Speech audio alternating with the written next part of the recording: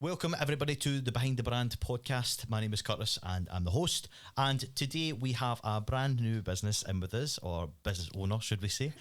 We have Steph, the Glasgow Nanny. How are you? I'm good, thanks. How are you? I'm great. Thank you very much for coming along and reaching out. Big shout out to Tim for obviously putting us in touch. Thank you, Tim. Thank you very much, Tim. So, you've kind of watched some of the podcasts before? Yeah, I've watched some of them, just kind of let me know what I'm getting myself into here. Well, but it's not like all very relaxed. relaxed. That's it. It's no lines then. It's just a good chat. We want to find out obviously about your business and things like that and what you do, because it's so different. I don't think I've heard of any nannies as such. We were having a chat off this video to basically say what we were kind of my thoughts on obviously nanny were and what I've been portrayed most of my life, what a nanny is and stuff like that. So it's going to be interesting to find exactly what you do and what it is in your eyes as well. So before we even dig into that sort of stuff, let's find out who you are. I know we've obviously discussed what your business is, but give us a wee intro. Go on, let the people know who you are. So I'm Steph. I set up the Glasgow Nanny 18 months ago. After having 2 kids of my own, I realised I couldn't nanny full time anymore because I'd miss out on their lives, and I didn't really want to be taking other people's children to school and not taking mine to school and missing all my kids' shows and things like that. So I set up the Glasgow Nanny so I could support more families but still be there for my own. Amazing. That is the thing as well. Like I don't have any kids myself, but I always hear my mum and dad talking about it. My mum was a singer. She sang all her days and stuff like that, like weddings, all that sort of stuff. So it was always night time, always at weekends and things. Yeah. And growing up, I always heard her saying like how much she missed us growing up and stuff like that. And she hated going away from us and being so far away. And I can only imagine that must hurt as well yourself. Like, you know what I mean? Yeah. Not seeing them grow up, because I think kids grow up so quickly as well. They really do. I feel like my life's totally flew by. I know, I said that to my daughter Jessica yesterday actually. I was like, I blinked and you were born yesterday and you're 5 now. Like, that's it's crazy. just, it goes past so quickly. Have you got, so the age kind of difference between your two, are they quite young themselves? So a 2-year-old and a 5-year-old. Oh, right, okay. So you've definitely got your hands full then. Yeah. Who's getting the time to nanny? I know. Well, it's good. Jessica's in school now, so that kind of frees up some time. And then I've got like grandparents about who help with my childcare, and then obviously I use some of my nannies as well when I need them. So that kind of helps let me kind of juggle work and being mum as well. And then quite a lot of the time I go out and see clients when they're in bed at night. So you get that kind of work-life balance then? Yeah, That's yeah. good. I get the best of both, which is kind of the aim, I suppose, isn't it? I think for anything in life, definitely, you definitely want that work-life balance. You still want to have your normal things that you do. Yeah. And as you say, if you do have a family, or even if you don't, you work, you know what I mean, work can take over people's lives as well, and it can become quite obsessive for people as well, and people end up chasing money, but then their happiness and their mental health takes a big hit as well. So I think you've obviously you must be relieved that you've kind of did this sort of thing. Yeah, and I mean, it was never the plan to have my own business. No. I'd never really thought about it. Like, my husband's got a business and I can see like how hard he works and all the stresses that comes with it, and I was like, oh, I don't want any of that. And then I've kind of just done it, and it's amazing, and it's worked out like absolutely the way that I would hope any business would. No, it definitely looks, and it looks like you've kind of got a good sort of following and things like that. When we were checking out, obviously your kind of social and things, because we like to do a wee snoop, obviously find out who you are and stuff. So it looked like you're doing absolutely fantastic. And one thing that did surprise me was the fact that you had other nannies working. Like, you have got a kind of bank of nannies, which is fantastic. I think we'll touch on obviously that kind of stuff later, because you've got a load of different services and things that you obviously offer as well. So it'd be good to kind of dig into that in just a wee bit. But I feel like we should get the backstory on how you started the Glasgow Nanny. I know you said you started from 18 months ago, but when we were chatting, obviously you've had a previous experience in childcare and things like that. So even just kind of touch from the very start. So, I mean, from the very start, my mum had her own nursery. So I grew up in like a childcare background. Like, my mum had her own nursery. I would come home from school straight to the nursery, and I would be in the baby room pushing babies in prams, like playing with them, and it was just kind of second nature. Even my work experience, I went and worked in a nursery, and I just absolutely loved it. I got made a Play-Doh birthday cake because it was my birthday when I was in there, and it was just the best thing ever. And I was like, this is what I'm meant to do. So I started in nurseries when I was 17, doing a modern apprenticeship, and then I worked in nurseries for a few years, and then I got approached by my manager and asked if I wanted to nanny for their friends, and I thought, may as well go and have the chat. And then when I went and I had to chat with him, I thought, you know what, this is quite good. Like, I think this would work for me. So I jumped in feet first and became a nanny, and absolutely loved it. And never not looked back since. Never. That's brilliant. Never. So it's been about 11 years or so since I've been a nanny. And then kind of previous to that was working in nurseries. So I've had a good kind of understanding of both sectors. I think that's it. You better than anybody will have maybe understanding of kids and things like that. I feel like people can be quite quick to just be like, he's this and that with kids and things like that, and be quite aggressive when it comes to it as well. But you must have that kind of care behind it and know maybe how to deal with difficult situations, that stuff that you get put into with these kids as well. Yeah, so a lot of people think that like nannying's like easy and you're just like playing with the kids, but it's so much more than that. Like, you're being an adult for them when there's no other adult there. You're being that safe space for them. Like, when they come home from school and they've had a bad day, it's you that they talk to about it, because to be honest, their parents are away and they're working, and sometimes with families, if both parents are working, it can take until like 7 o'clock before parents get home, and bedtime might be 7:30. Yeah.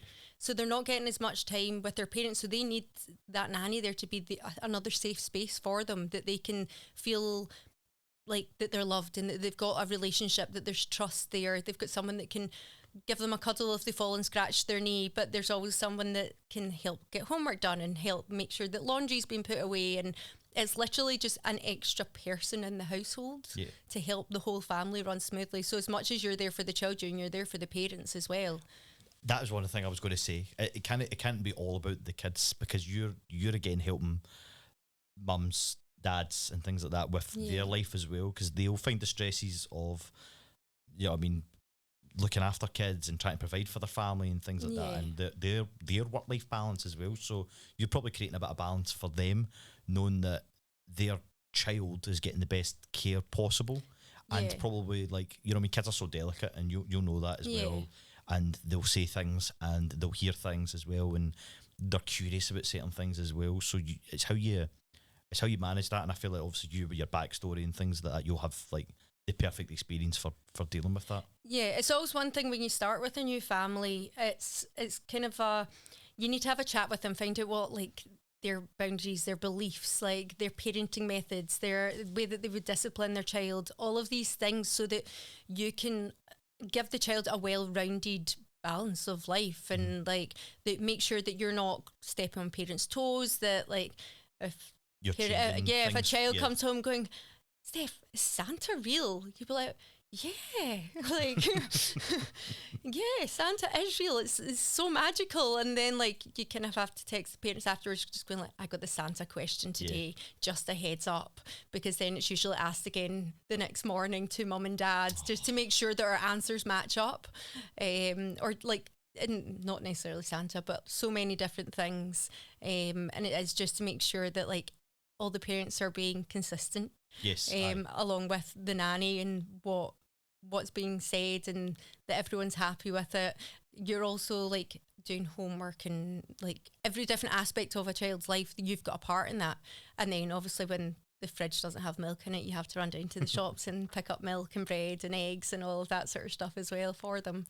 Hope you get reimbursed. yeah. Usually you have a kitty. That's good. I like that wee petty cash thing. I like that. That's good. With the kids and stuff that you deal with, obviously, because you're saying a lot of like maybe helping them out with homework and stuff like that. I'd imagine that's an older child and stuff like that. Do you have an age range that you work with? So nannies typically work pretty much from birth to 16. Right, okay. Some nannies who have maybe started with a family when they're really young stay longer and end up nannying their nanny child's children. Oh, okay. But you actually become just part of the family, probably. You do. And that's the thing, like, you do walk into a role and the first month is just finding your feet. Everyone just kind of working out how it all works and where the balance is, and then you do become part of the family really, really quickly. Get invited on holidays and do all of that sort of nice thing, get invited out for birthday dinners and all of that. So it is really nice. It's really rewarding. Yeah. But again, when it ends, it's really quite heartbreaking. When you need to, for you and the family as well. Like, yeah, not just sometimes the kid, it is like the children start school, so they don't actually need a nanny full time anymore, and the hours aren't really there to keep a nanny for an hour in the morning and 2 hours in the afternoon. It's quite hard to fill those positions, so that's generally kind of school wraparound care that would take over then. So it is really sad to see them go, but I'm still in touch with every single family that I've ever worked with, which is really nice. Some of them came and saw my girls when they were born, like the night that we got home from hospital, and we still do Easter eggs and Christmas presents and all of that sort of stuff. So it's really nice. You're really just a part of the family then. Yeah. You really have. And I think like, regardless of the time if you spent with them, if it's, you know what I mean, if you're only with the family for, say, a year, or you're only with the family for a month, you know what I mean, you don't know. I'd imagine you probably get like that sometimes. Yeah, sometimes you get like temporary roles, yeah. So regardless of that, you've still made an impact on that family's life and helped them out at some point when they obviously needed help. Yeah, as well. Yeah, sometimes it's more for the childcare, and sometimes it's because the parent needs the support. Sometimes it could be a single parent and they just need an extra pair of hands around the house just to help with the running of everything. Or it could just be two working parents and they just need someone there that's there for their children. I think that's it, because I think we all sometimes take like our mums and dads for granted sometimes, and people always just rely on grandparents and things like, my mum and dad will pick up the kid and stuff, but like I'm very lucky. My mum and dad are very young as well, and both still work full time. You know what I mean? They've got a good few years before they retire. I hope they like that comment and feel good about themselves. So I'm like, they don't have the time to be going and, you know what I mean, babysitting, or, you know what I mean, and going and doing all these, you know what I mean, being a nanny and picking up kids from school and helping them out with the homework, because even probably I would be like, God knows what I'm even doing here. So I feel like services like this could be so beneficial to most families, definitely. Yeah, and it's nannies, the nanny industry is overlooked quite a lot. A lot of people think it's only for people who are wealthy, or that it's a luxury to have, but it's not really. Like, some of the families I've worked for, like, both parents are working hard, like, and it's because what they're wanting is something that's more bespoke for their children. And sometimes as well, if you have more than 2 children, a nanny can actually work out cheaper than sending 3 children to nursery or wraparound care or these sorts of things. So these after school cares, like, they can be quite costly. Yeah, and like, especially if you've got 2 nursery and 1 in after school, that's quite a lot of money each month.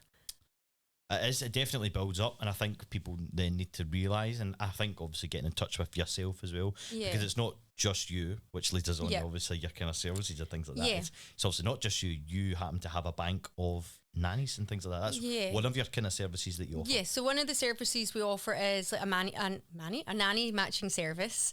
So a family would get in touch with me, tell me what their childcare needs are, and then I would match them up with one of my nannies. So I've got around 400 plus nannies that are registered with me. Incredible. It all started with a Facebook group, and then when I said that I was starting the business, they were all like, right, well, we support you.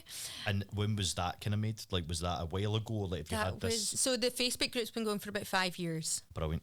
So I just set that up to connect with other nannies and to like beach have a chit chat and probably like share ideas and things like that. And just like meet up, because it's all Glasgow based, Glasgow and surrounding nannies who are in the group, and it is just like someone might go, oh right, well, we've not got anything planned today, is anyone free and want to meet up? And it could be a nanny who's actually 3 streets away, and they didn't even know that each other were working in the same street or like in the same wee block, and then they'll go, all right, okay, will we just meet at the local park, or like, will we go down to the farm, or will we go and do this? And they end up making friends, because nannying can be quite lonely when you're working on your own and it's just you and the kids. Like, sometimes you need that adult conversation. I was going to say that, because it must be hard. Like, I mean, you're probably having to watch what you're saying around the kids and things like that as well. Well, you can be with them for like up to 12 hours a day. Oh, wow. So it is like, it can be very long days, and if you've not got other adult company in that time, like, it can get quite lonely, and you, like, a lot of nannies can be like, this is like, I'm getting a wee bit burnt out now, and like, I need. It's kind of like their respite, kind of touch, you know what I mean? Their chance to kind of break away from the world of nanny. Yes, working. And while you're with the nanny children, you're being able to meet up with another nanny and their children, and generally you would meet up with a nanny that's got children the same age, around about the same age, so that the children are getting to play and they're getting to have that socialisation, and like they're getting to make friends as well. That's nice. So again, you're building up relationships again for them, and you know what I mean, so that they're maybe not lonely. As a kid as well, you know what I mean? Because I'd imagine you'll get kids from different backgrounds and things like that as well, and bringing them together might actually help them, and when they grow up as well. Yeah, so some families it is like a lone child, and other families there might be 5 or 6. So really, you must have your hands full with that. So it is like being able to, especially if it's like an only child, like being able to then go on play dates and things like that is giving them that time to actually learn how to share and like learn how to take turns and all of these different developmental milestones that children need to learn how to do to become fully formed adults. A lot of that's learned in childhood. So as a nanny, you're able to kind of arrange and organise different opportunities for these things to happen. So how would someone then come into you that's maybe is a nanny or is thinking of becoming a nanny? What would be the sort of thing that you would do with them? Would you have to would you get like a kind of interview process with them? Yeah, so I would do like all of my nannies, they've been interviewed. I've met every single one of them. I only take them on if I would leave my children with them as well. Okay. Because I feel as if I wouldn't take them, then why would I give them? Exactly. So I do background checks. They get full PVGs done. First, they're put through first aid if they haven't done it already. I check all of their references, get ID checks, like driving license checks, like absolutely everything I can check. I check. Aye, of course. Because I don't want a year down the line or even 6 months, a month down the line, something to flag up that I've not checked. Yeah. Because at the end of the day, it's my name that's on it. And it just bounces back to you, and anything goes wrong, it just looks bad in your brand. It's me that's going to get the bad review, not that nanny. They might get a bad reference. Yeah, but it's me at the end of the day that has put them in touch with that family. So, I just do all my due diligence and make sure that everyone's checked. And that's incredible, though. 400 plus nannies. Yeah, that's unreal. It's good, and I mean they're not that's bigger than I'm not some managing. I'm not like managing them all every day. A lot of them are in full-time placements, or they're maybe doing ad hoc work or things like that. So like if say you wanted to hire a nanny for the night, so you could go to the cinema for dinner, then I could then reach out to my group of nannies and be like, right, okay, I need someone for this time, this date, and this location, and they go, right, okay, I'm available for that.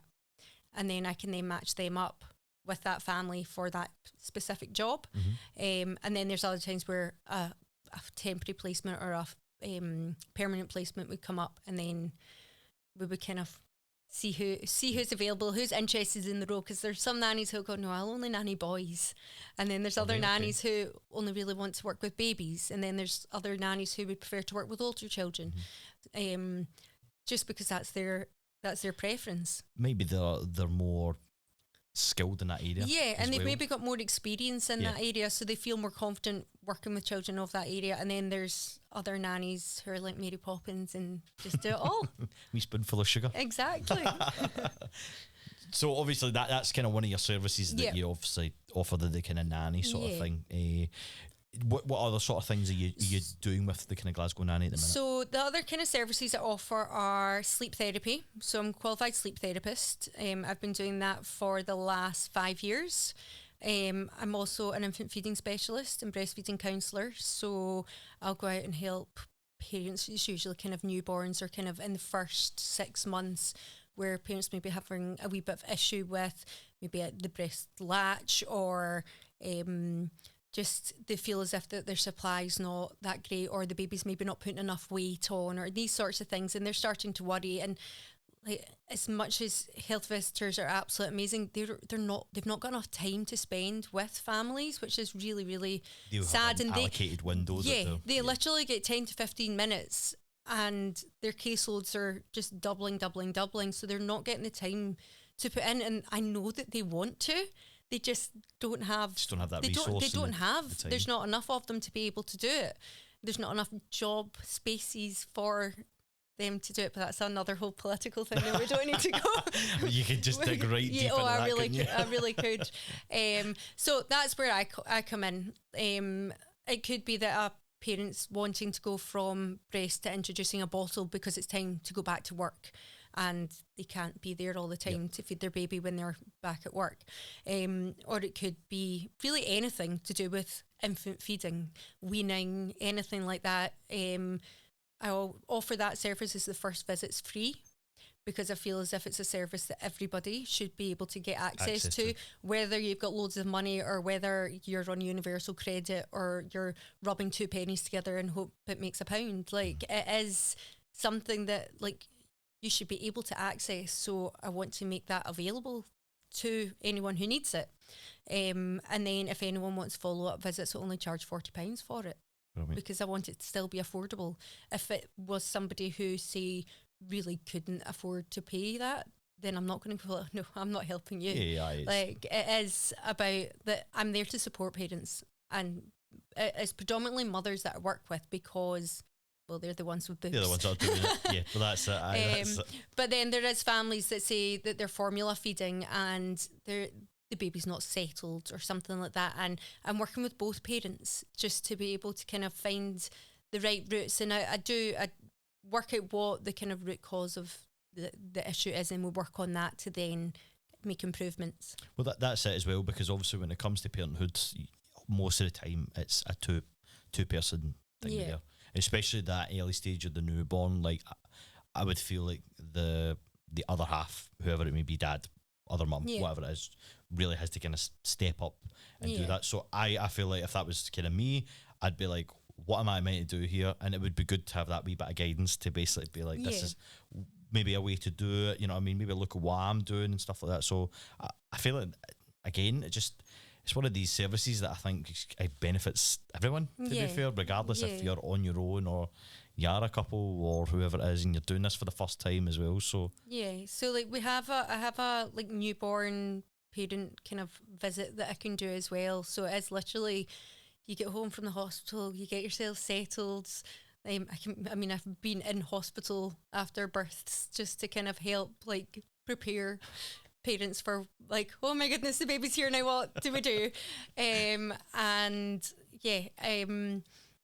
Usually it's at home. I'll go and visit them, and then they'll have a list of questions on their phone of like, right, okay, what can we, like, what's this? And like, right, okay, so like, how do we bath our baby? No one's shown us how to bath our baby. Going, right, okay, I've never changed a nappy before. Like, I've been watching videos, but like, I've never actually done it. So like, all these questions, can you walk me through that? Or like, how do I swaddle my baby? Like, how do you what, sorry? Swaddle. Swaddle? Yeah, so just a way of wrapping your baby so they feel all nice and secure. I'm so uneducated. It's unreal. I definitely know if I ever have a kid, you'll be the one I'm calling now.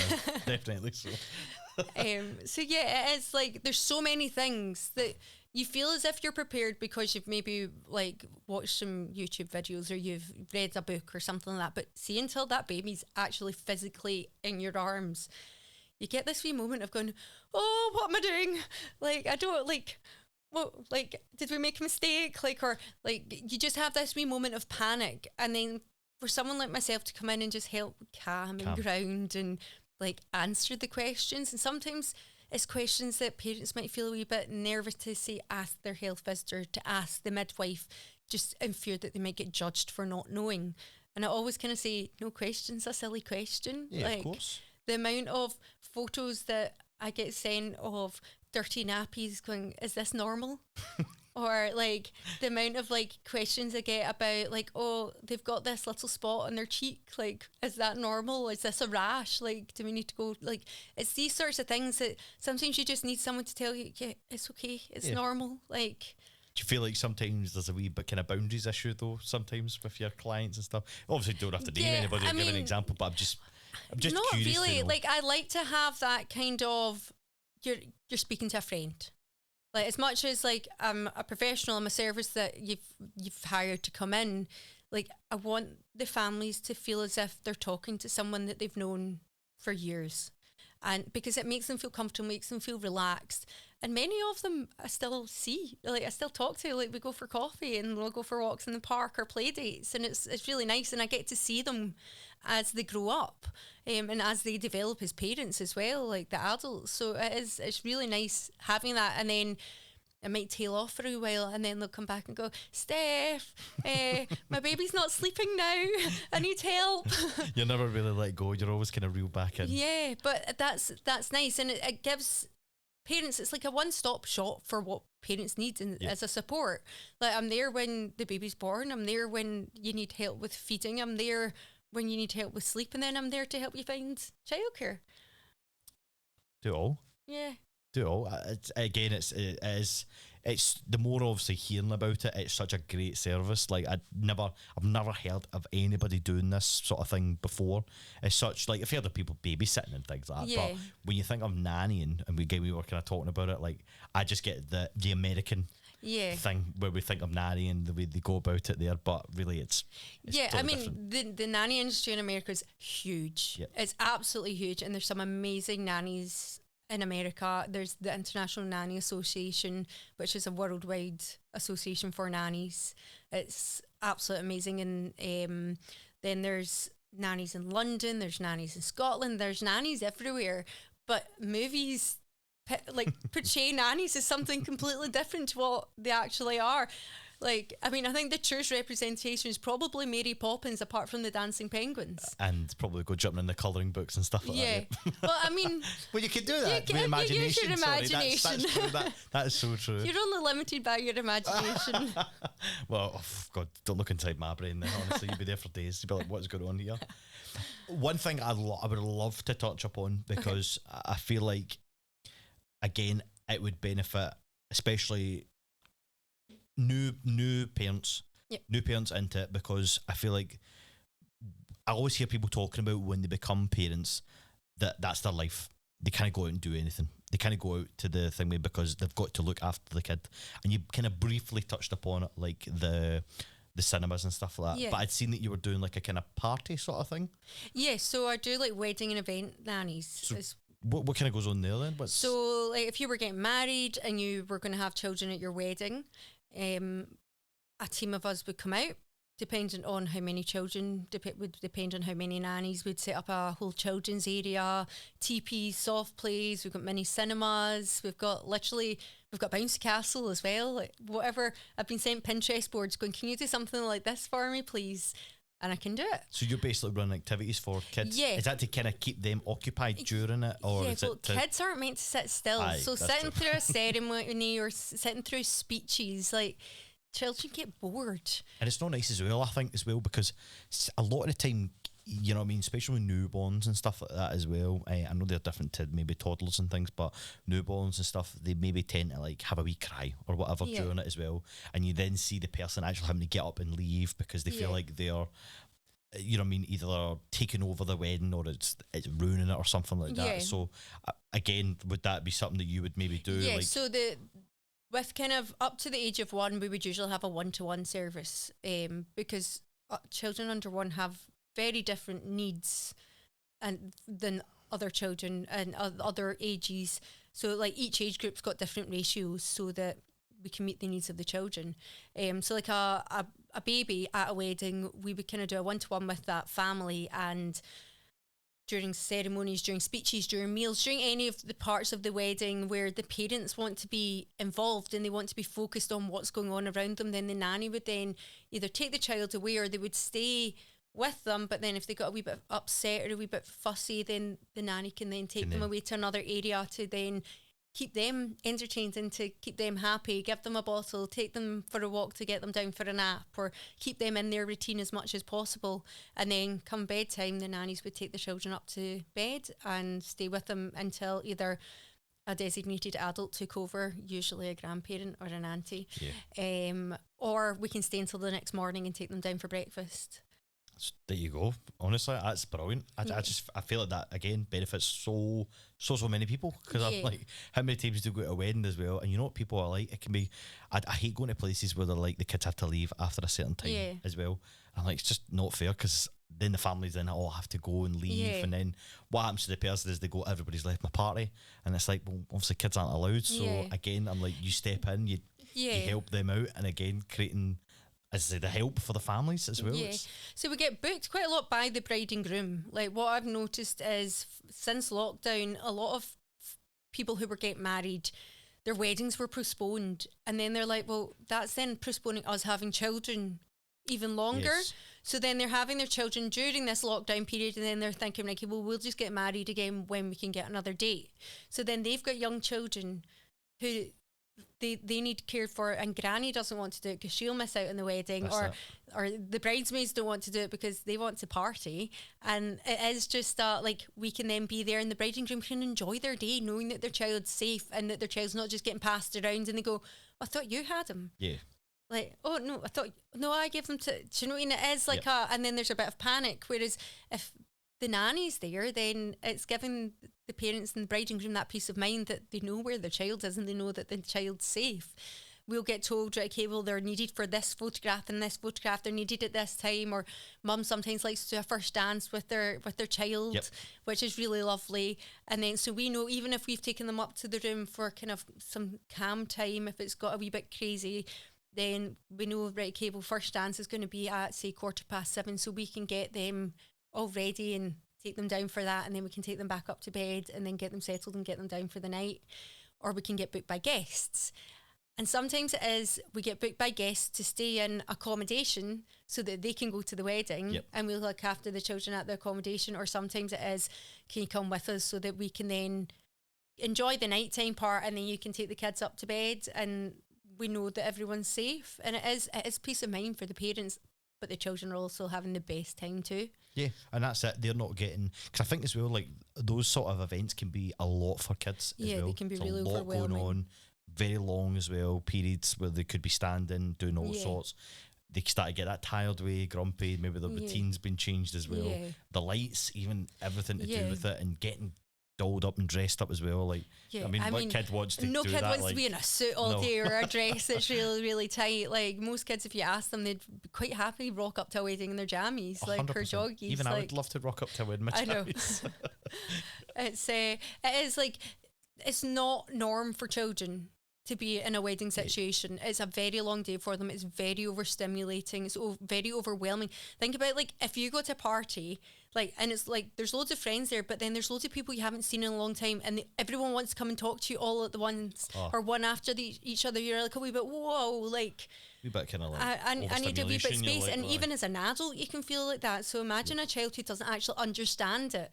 Like it is, it's really hard for them, and sometimes they just need that breather. Sometimes they just need to go for a wee walk. Sometimes they just need to get outside, and it's our job as the nanny at the wedding to be able to read that and to be able to go, right, okay, I think it's getting a wee bit over, like maybe let's go outside for a walk, or do you want to go and run out in the grass? Or like if it's at a beach setting, we'll go and throw some stones into the water. And like sometimes it is just that can just help them like regulate again. And it's so hard like for them to be on all the time. They'll have that wee build up of emotions that they'll have to get out. And obviously if they do that at the wedding, people would be like, oh, come on, really? And what stuff like that. And so I'm like, that is again such a fantastic idea as well, because I feel like that would help so many people. A great service, to be fair, to have. Was that kind of something you kind of implemented kind of early on?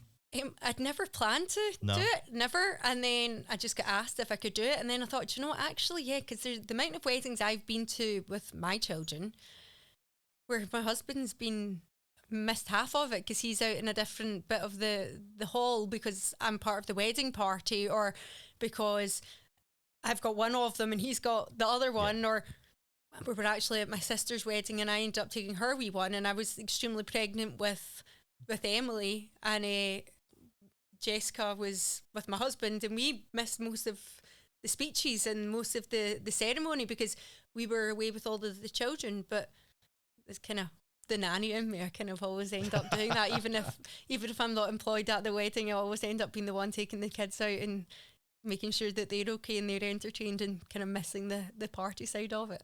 You must love your job. Oh, I love it. You've got to. I love it. Every single second of it.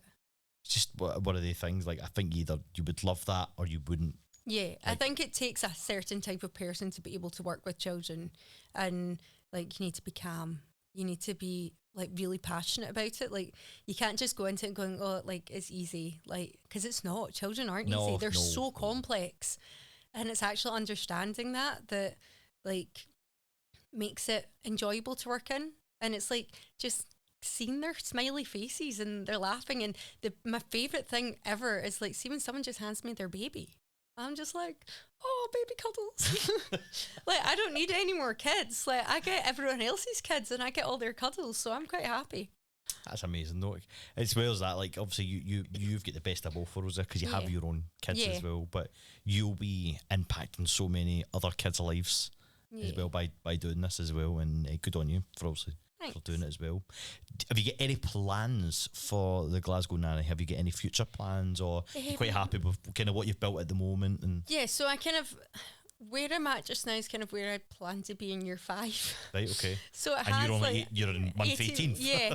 So it has like, it's grown arms and legs really, really quickly, and I love it because I'm not somebody that can just sit still. Yep. Like I'm always on the go, and like all of my friends go, Steph, please rest. Like you need to rest. You need to like. Are you one of the ones, if you start to rest, there's definitely something wrong? Is that what it is? I mean, I was up until 2:00 this morning making a Burns Day outfit for my daughter because the teacher reminded me that it was Burns Day and that they were to wear tartan, and I thought all I have is this big bit of tartan material that was actually in my loft from 17 years ago when I was in a nursery and I did the Burns Day display, and it just clicked in my head, oh, I've got that in the loft. So I found an old jumper, made a skirt and attached it, and that's like one of those stories where it's like you're going to throw it out and like people being hoarders and stuff like that. You're like, I'll have a purpose for it one day. Exactly. There you go. I mean, I don't keep everything, but like, I mean, a piece of tartan, you're like, that will come in handy at some point in my life. All the time. Tartan, 100%. Yeah. Especially days like this. You know what I mean? Burns Day as well. Exactly. So, no, 100%. That's brilliant. What did you make then? Like a kind of dress? So it was like a jumper, and then it had like, so it was almost like a drop hem. And a kind of the tartan skirt, a cream jumper. I put some tartan around the collar and then made a bow for her hair. She would have loved that. I guarantee you. I mean, it wasn't by any means perfect. It was a wee bit squiggly because I mean it was 2:00 in the morning and I was knackered. But she was happy this morning and walked into school and went, my mum's been up since 2:00 making all of this for me, and did a twirl, and her head teacher loved it. So well, she's obviously proud of you. Yes. Because she's shouting her and that's all that matters. It put a smile on her face this morning, even if I was like, I need some caffeine. Oh, I love it. I've just pictured that. It'd be absolutely amazing as well. You've been absolutely fantastic. Is there anything that you want to bring up regarding your business? You've kind of got a chance here, like a free rein. So I mean, I don't know. It feels as if we've covered quite a lot. Like, a lot of people don't realise that there's so many different things that I offer. One of the other things that I've been doing kind of, I would say more recently, I've done it for the last 17 years working with families, but more recently I've been getting phone calls or messages from parents that they've maybe got an older child that they're struggling a wee bit with, like behaviour or their emotions. They're just kind of, maybe, I hate the word tantrum because it's not a tantrum, it's just them not knowing how to express themselves. Okay. But it's also the parents not knowing how to deal with it. Yeah.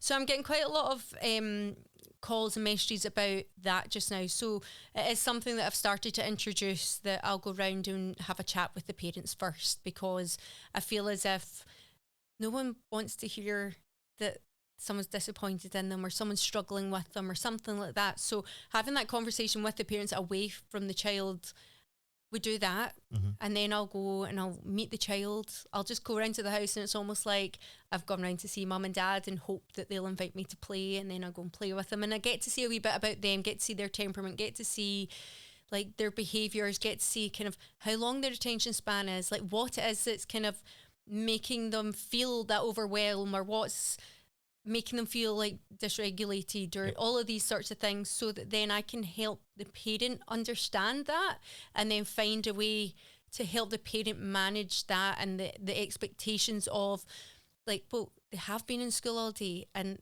they've had to be good all day, and now they're home in their safe space and they just need to let it out, and home is their safe space, and usually it is mum that gets the brunt of it. because mums seem to be like the person that the child turns to the most, even for boys and for girls. I mean, even my husband says that, like, when I walk through the door, both of my girls just go, ah!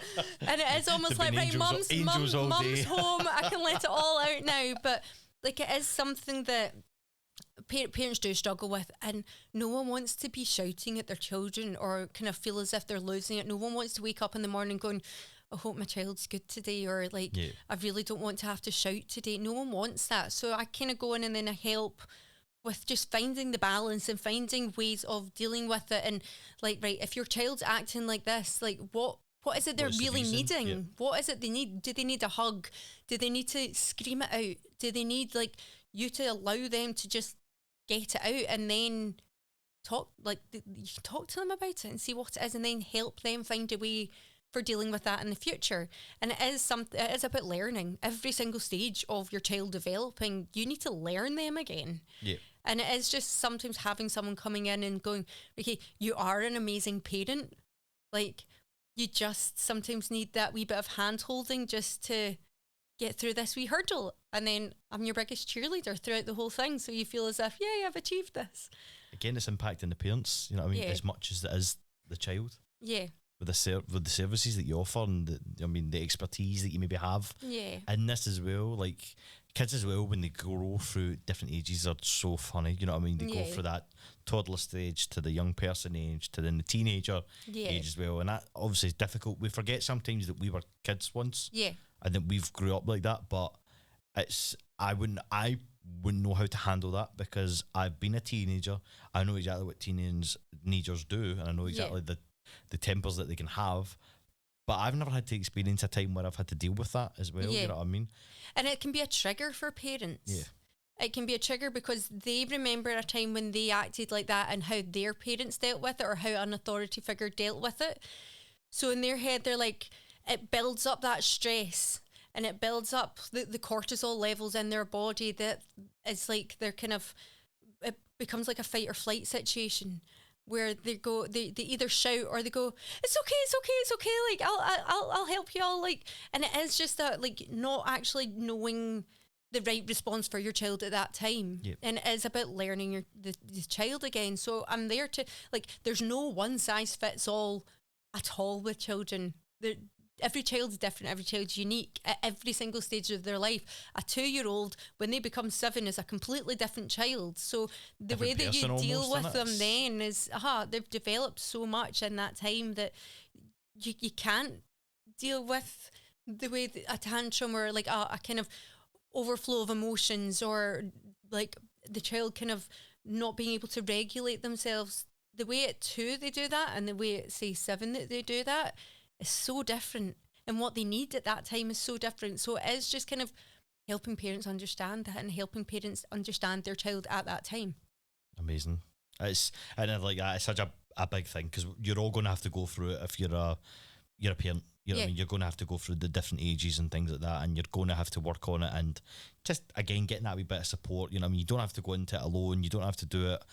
Yeah, you can research and do certain stuff, but I always prefer having the one-to-one personal kind of touch with it as well, because I feel like you could spend hours reading so many things. But I mean, the minute you go into Google, I always kind of say to parents, don't Google things, because as soon as you start Googling something, you end up going down this like rabbit hole of like everything, and then it always ends up going, well, it could be cancer. Yeah. And then you just go like, you don't like that. And I hate it. It could be like, why is like my child like not eating their peas? Yeah. And then it's like, oh, well, something's seriously wrong with them. And you go, well, they just don't like peas. I was going to say, a lot. That's probably one of the biggest things. Just before we finish up, was just a wee touch on it, because I feel like a lot of maybe you must deal with a lot of kids that maybe come across with like autism and ADHD, and that. Do you find that a lot of parents maybe struggle with that because maybe the child hasn't been diagnosed, or do you feel like because we're in this kind of modern time now where it's maybe more easy to identify as such? Just even your opinion, like. Yeah, so I think parents will maybe have an idea, or they might think, right, okay, well, they're maybe showing signs or traits, or these sorts of kind of words that kind of get associated with autism or ADHD, and other spectrum things, that it is like parents might think something, or they might not realise, and then it's not until they go to nursery or they go to school that it kind of maybe gets brought up at a parent-teacher meeting or something like that, and then it's kind of finding their way around all. There is so many support groups out there for parents. I know that, like, kind of as soon as like a diagnosis is made, it can sometimes be really hard to get a diagnosis. Yep.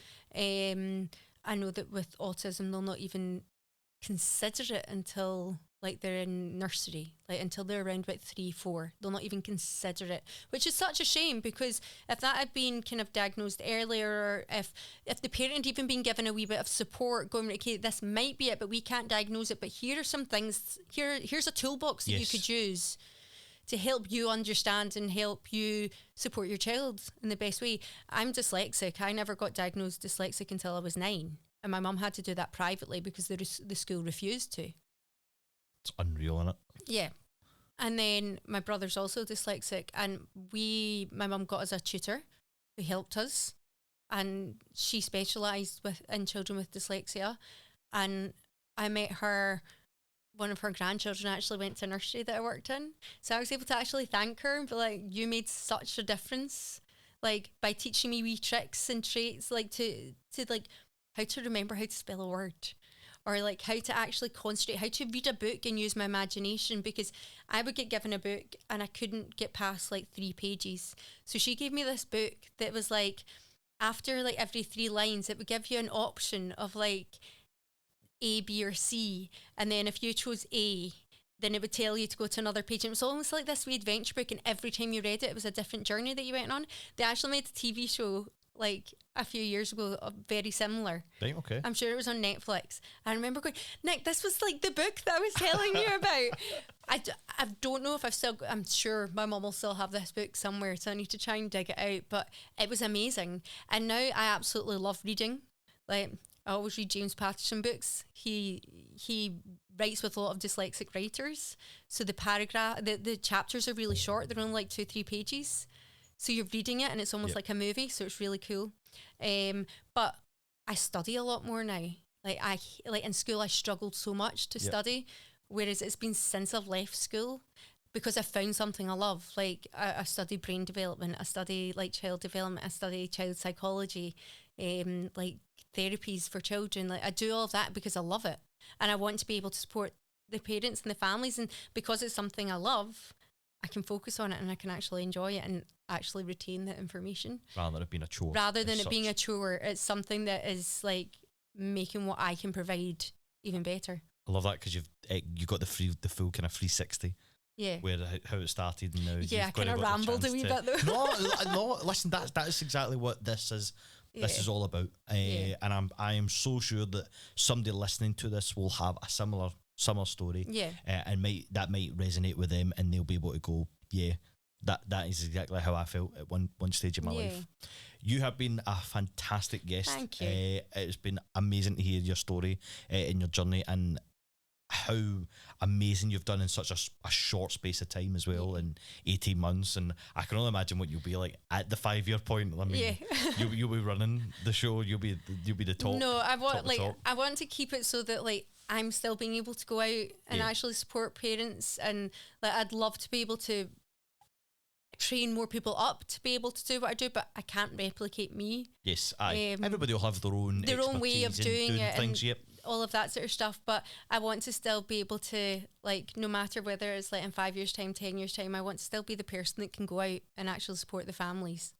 It's not so much about the business growth and the money side of things. It's about supporting people and just making parents realise how amazing they actually are, because they judge themselves so much. Like, even me as a parent, I judge myself. Like, I go on social media and go, how's she up and made the bed, got the kids' uniforms all like out the night before, done all of this sort of stuff? Like, I can't do that. Like, that's just not me. Like, I'll stay up till 2 o'clock in the morning making a dress for my child, but like, ask me to lay a uniform out the night before, no. Like, I'm looking for like socks and pants in the morning. Sometimes with social media, people can portray things as well. Yeah, they'll put out things to make it look perfect, and it's not really. But then when parents are looking at that, they think that they need to be that, and they put those pressures on themselves as well. So I'm there to be like, no, like, that's not reality. This is reality. Nobody's ever perfect. Exactly. Nobody's there's no such perfect. thing as perfect. Like, there's always room for improvement. There's always ways to like get better at stuff. Like, there are periods of times where I'll be super organized and do that, but that lasts maybe like 3 days. And then we'll it goes go back to like kind of stage at some point, yeah, maybe. you go, right, I'm really going to try, and then it just doesn't last. But like, that's not what's important. What's important is your children and your family, and that you as a parent are happy, and that like it's all just kind of 100%. Because if you're not happy, how's your kid meant to be happy? Yeah, you're teaching your child, you're modelling that behaviour, and your child's picking up on that. So if you're, it's all about feelings and stuff like that. I mean, the kids always pick up exactly how you feel as well, and later on in life they'll pick up the same kind of mannerisms and things that you do as well. So so sorry. What I think as well, because obviously we want to find out how we can connect with you online.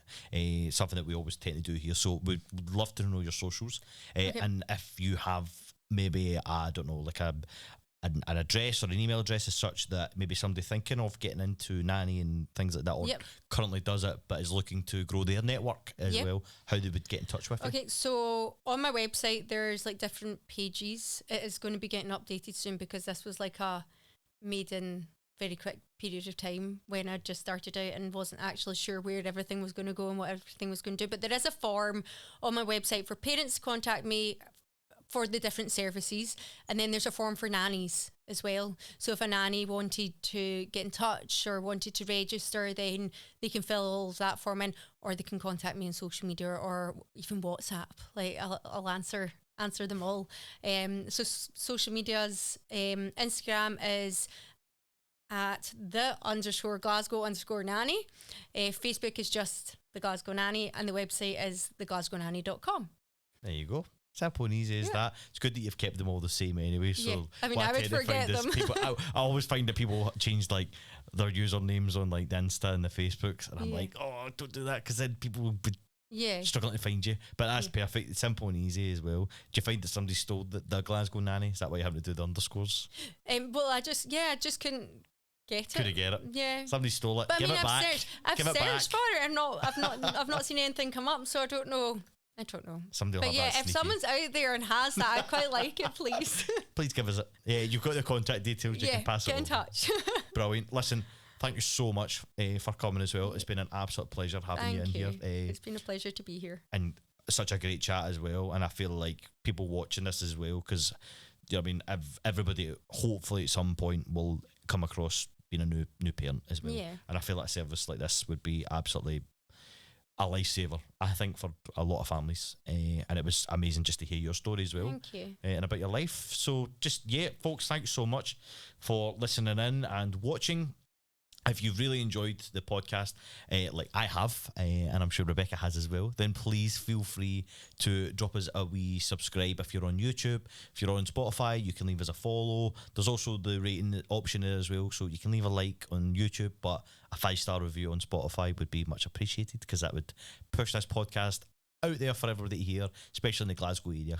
As I say, you know somebody this will benefit someone, 100% it will, and it's such a great service and definitely needed, I believe as well, and I'm glad that I now know of something like this as well, because I feel like I could recommend to families and things like that I know. So again, thank you so much for watching, and we will see you again in one of the next episodes. Thanks very much, Steph. Thank you.